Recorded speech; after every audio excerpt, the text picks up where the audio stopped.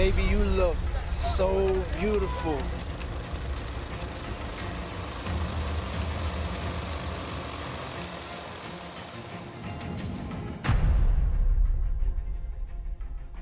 The hush in the courtroom on a blustery Tuesday, May 27, 2025, wasn't just a lull in conversation.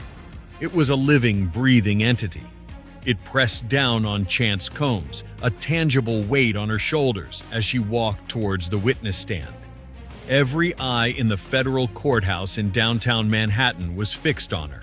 1,000 unseen hands reaching out, not quite touching, but certainly judging. Her heart hammered against her ribs, a frantic bird trapped in a gilded cage, much like the one she had lived in for so long. For years, she had been a ghost in the narrative of the Combs empire, the adopted daughter, often seen in family photos, smiling politely, a silent presence amidst the chaos. Now, at 23, she was no longer a ghost. She was flesh and blood, bone and grit. And she was about to shatter the carefully constructed world of Sean Diddy Combs. Chance remembered the morning clearly. The sky over Manhattan had been an indifferent gray, mirroring the turmoil in her stomach. She'd chosen a charcoal pantsuit, a stark contrast to the vibrant, often extravagant attire Diddy had always encouraged. It was a silent rebellion, a small assertion of self in a life that had been anything but her own. Also present in Chance's thoughts that morning was Ava Combs, Diddy's adopted daughter, whose presence added another layer of complexity to the already fraught situation. Her dark, lustrous hair, usually styled in intricate braids, was pulled back in a simple, elegant ponytail. She wanted to look strong, unadorned, every bit the woman who was about to speak her truth. "Are you ready, Chance?" her lawyer, a kind woman named Sarah, had asked, her voice soft but firm. Chance had nodded, a dry lump forming in her throat. "As I'll ever be." The walk from the waiting room to the courtroom felt like miles.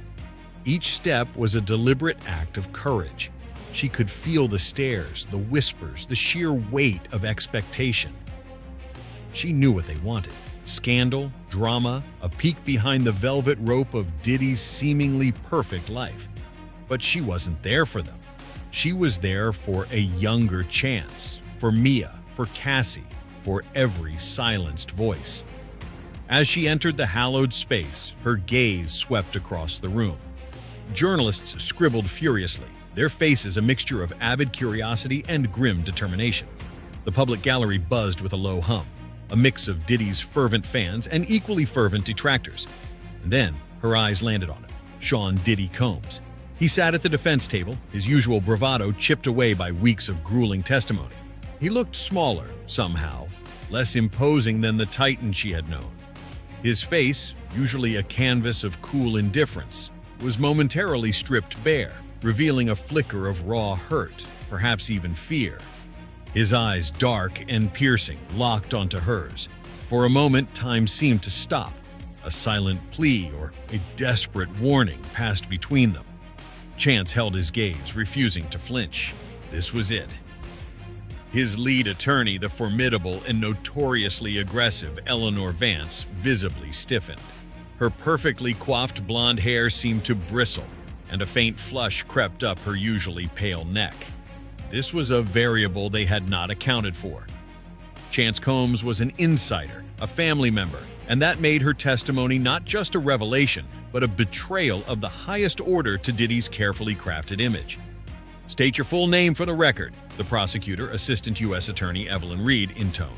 Reed, a woman in her late 40s with a sharp intellect and an uncanny ability to dissect deception, had orchestrated this moment with the precision of a seasoned conductor. She had waited for the perfect psychological impact. "Chance Combs," she replied, her voice clear, surprisingly steady, but with a subtle tremor that only those closest to the stand could detect. A wave of murmurs swept through the gallery, quickly silenced by the judge's stern gaze.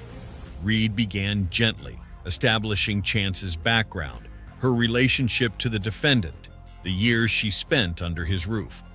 It was a methodical process, laying the groundwork for the emotional bombshells that were to come. "Miss Combs," Reed continued, her voice softening slightly, Can you describe what life was like inside Mr. Combs's household? Chance paused, her gaze drifting over the courtroom, avoiding Diddy's intense stare. She took a deep breath, the scent of old paper and nervous sweat filling her lungs. It was a world unto itself, she began, her voice gaining strength. A fortress of opulence, yes, but also of control, absolute control. A collective sigh, almost imperceptible, escaped the gallery. This was the raw, unvarnished truth people had hungered for. Eleanor Vance shifted in her seat, a faint scowl creasing her forehead. This was soft, emotional testimony, hard to object to on legal grounds, but devastating nonetheless. Chance closed her eyes for a fleeting moment, allowing the memories to flood in. The sprawling mansions in Los Angeles, the palatial estate in Miami, the penthouse in New York, each one a lavish prison meticulously designed. My schedule, down to the minute, was dictated by an unseen hand, she recounted, her voice taking on a distant quality, as if she were reliving it. Ava Combs, my sister and I often talked about it, she added, how our schooling was exclusively tutored within the mansion's lavish confines. Even our friendships, vetted, approved, and often dissolved at Mr. Combs's whim. She remembered a particular incident from when she was 12, in 2013. She'd met a girl at a charity event, a bright, bubbly girl named Chloe who loved art and shared Chance's fascination with old movies. They'd exchanged numbers, excited about a budding friendship. But within days, Chloe's parents had received a polite but firm call from Diddy's team, stating that Chance's schedule was too demanding for outside distractions. Chloe had stopped calling.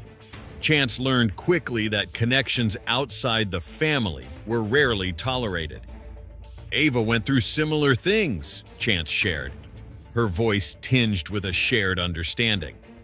It felt less like a home and more like an elaborate stage, Chance continued, her voice now steady, imbued with a quiet power. Where everyone had a part, and Mr. Combs was the director, producer, and sole critic. She described the constant pressure to maintain an image of perfection. Every public appearance, every family photo op was rehearsed. Smiles were practiced, poses choreographed. We were performers, not a family, she said, her voice tinged with a deep sadness. Our personal lives were just another aspect of the brand. A low, sympathetic murmur swept through the courtroom. A woman in the front row dabbed her eyes with a tissue. Diddy's usual composed demeanor faltered, his gaze fixed on Chance, a flicker of something unreadable in his eyes. The real shockwave hit on Wednesday, May 28, 2025, during the afternoon session. Chance had spent the morning detailing the psychological landscape of the Combs household, the whispers, the unspoken rules, the constant pressure to maintain an image of perfection. But now, she moved to something far more concrete, something that tied the abstract control to a chillingly tangible act. Miss Combs, Reed prompted, her voice gentle but firm. You mentioned a legal document you were asked to sign. Can you tell the court about that? Chance's eyes, usually so composed, flickered with a raw vulnerability. This was the memory that still tightened her chest, even after all these years. I was 14 years old. It was August 12th, 2015. I remember the date because it was just a few days after my birthday, and I was still feeling hopeful, innocent, like the world was full of possibilities.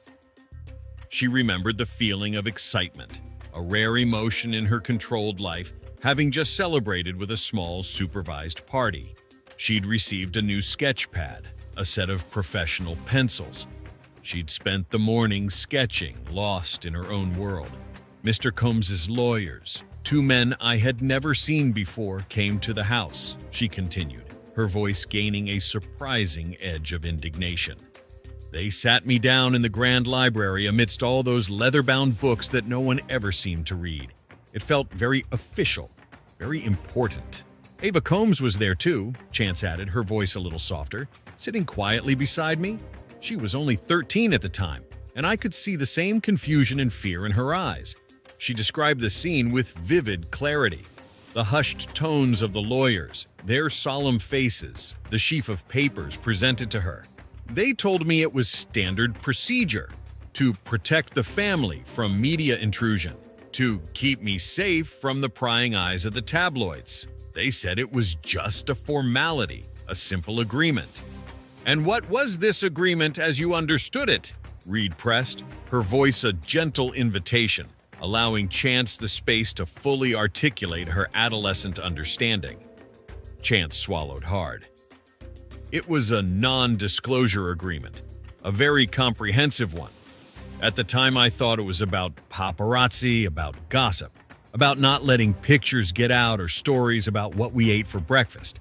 But in hindsight, I realized it was about silence, about control, about making sure I couldn't speak about what I saw, what I heard, what I lived. It was a lock on my tongue. They presented the same document to Ava, Chance elaborated, telling her the exact same things. We just looked at each other, bewildered, and signed. A low, guttural murmur swept through the courtroom, louder this time. A few gasps were distinctly audible. The idea of a 14-year-old being pressured to sign an NDA, not by a stranger, but by the man who was supposed to be her protector, struck a chilling chord. Diddy's legal team exchanged frantic glances. Eleanor Vance's jaw tightened, her eyes narrowing as she sensed the damage being done. "Did you have legal counsel present, Miss Combs?" Reed asked, her voice laced with a quiet disbelief that mirrored the public sentiment. Chance let out a bitter, humorless laugh that held no joy. "No, my legal counsel was Mr. Combs's legal counsel. They were his lawyers. They told me it was for my own good, that it was family business. I just signed it. I trusted him. I had no reason not to. He was the only father figure I truly knew." A single defiant tear escaped her eye and traced a path down her cheek. "There's a thin line between love and power," Chance told the court, her voice rising with an unexpected strength that surprised even herself. And in that house, everything slowly, insidiously tilted toward power. Not love, never truly love. It was a transaction. My silence, my obedience for my place in his world. The words hung in the air, a devastating indictment from the most unlikely of sources. The man who had cultivated an image as a doting father, a benevolent force in the industry, was now being exposed by the very person he had taken under his wing. The public gallery buzzed with a mixture of shock and morbid fascination. A woman in the front row openly wept, her face etched with empathy. A young man, a hip-hop fan who had once idolized Diddy, sat with his head in his hands, shaking it slowly, his disillusionment palpable. The trial had been a parade of shocking revelations. On April 22nd, Mia, a former assistant, testified about a life of terror and multiple sexual assaults. Chance and Ava, seated in the courtroom, felt profound sadness for this stranger. Hearing Mia speak, it was like a part of my own story was being told, Chance thought. That pain. It was too familiar.